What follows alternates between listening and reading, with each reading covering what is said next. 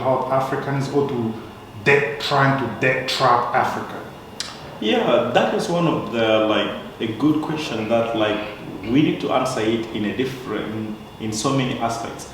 First of all, Africa should do business with anybody, and anybody should do business with Africa. Correct. But the business that is done today, when you hear about America having bilateral relationship with, for example, Uganda, America economy is so massive, can crush Uganda.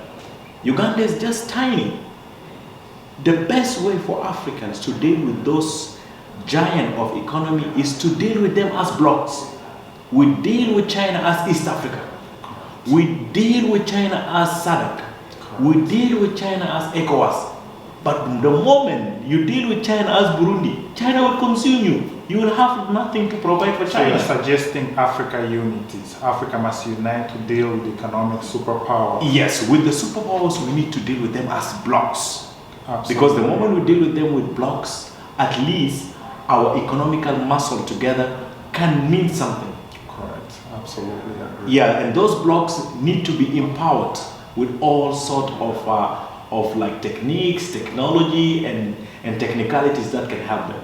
But you can never deal with those big, giant economic countries as one country. You will be consumed easily.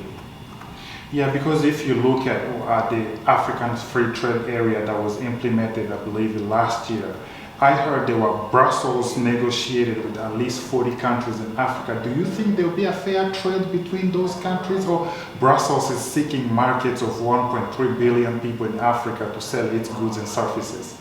Okay, let me say this one. In any business, whenever you enter to deal, you must know your strengths. And this is what some of our African leaders, they don't know their strengths. And as you mentioned, Africa is 1.3 billion. That is a market. That is a business opportunity. Opportunities. So whenever an African country or African bloc is dealing with those investors, you need to know your worth. Know your worth from a human resources. Know your worth from a natural resources. And from there enter to a bargain. Countries like Belgium, Switzerland, the UK, they don't have so much of the raw materials or resources. And when we deal with them, we need to deal with them in a way whereby we are empowered. Correct. With country like Sudan, we have to acknowledge the value of our materials in order to deal with them accordingly. Yeah, countries like Sudan, countries like Chad, they have so much of cattle. Correct. But today, whenever you want to send a cattle outside, don't send a live one. You are giving raw material.